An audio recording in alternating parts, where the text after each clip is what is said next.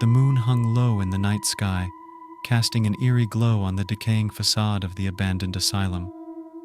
The group of four stood at the edge of the property, their hearts beating faster with every step they took towards the looming building.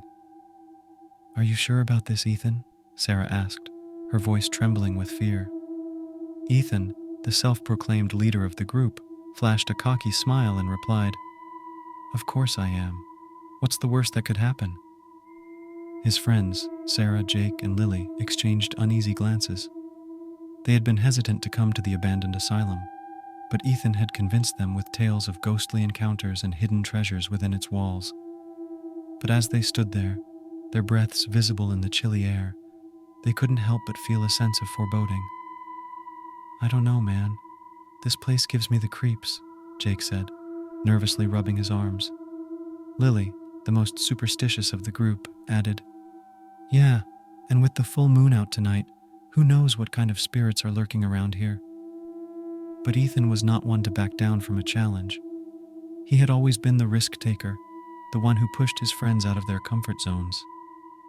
"Come on, guys. Don't be such chickens. We'll just take a quick look around and then we'll leave. I promise," he said, trying to sound confident.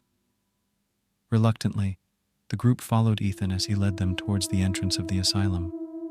The doors were rusted and creaked as they pushed them open, revealing a dark and musty interior. Ethan pulled out his flashlight and turned it on, casting a narrow beam of light into the darkness.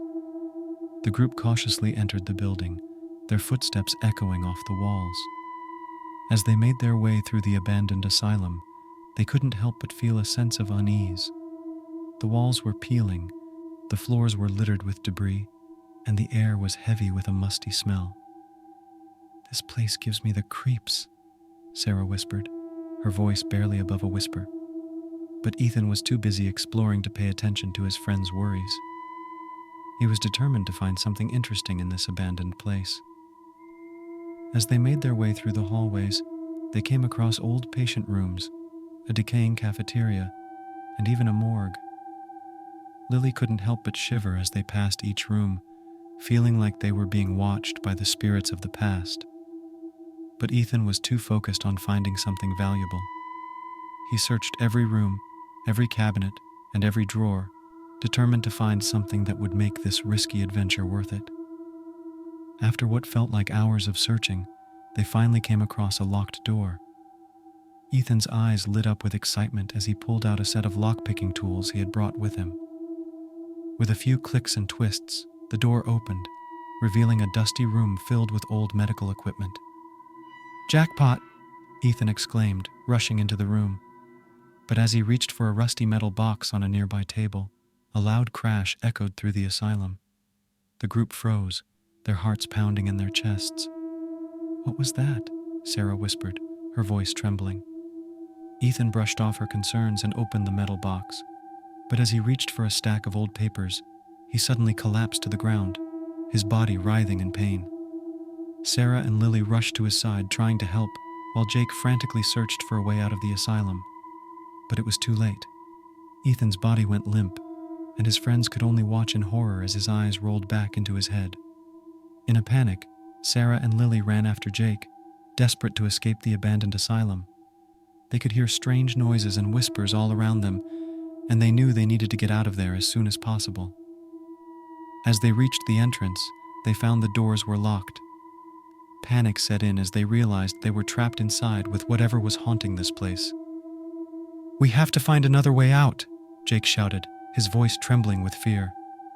They rushed through the corridors, trying every door they came across, but they were all locked.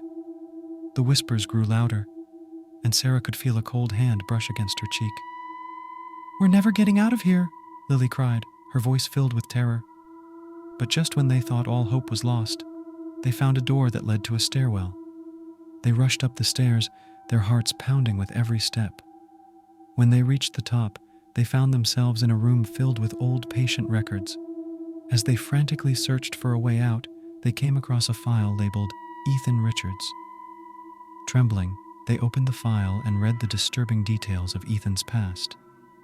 He had been a patient at the asylum, and the experimental treatments he received had left him with severe mental and physical trauma, Suddenly, everything made sense. Ethan's obsession with the abandoned asylum, his disregard for his friend's safety, and the strange occurrences they had experienced. The spirits of the past were seeking revenge on the group for trespassing in their home. As they continued to search, they found a key hidden in the file. With shaking hands, they unlocked the door leading out of the asylum. As they stepped out into the moonlit night, they could hear the spirits wailing behind them. But they didn't stop running until they were far away from the abandoned asylum. The next day, the news of Ethan's death spread like wildfire. His friends were questioned by the police, but they couldn't bring themselves to tell the truth. They knew no one would believe their story about the spirits of the asylum seeking revenge. From that day on, the abandoned asylum was avoided by all. Rumors of the spirits haunting the building only grew stronger, and no one dared to enter its decaying walls. But the group of friends knew the truth. They knew that sometimes the past never truly dies, and that some places are better left abandoned.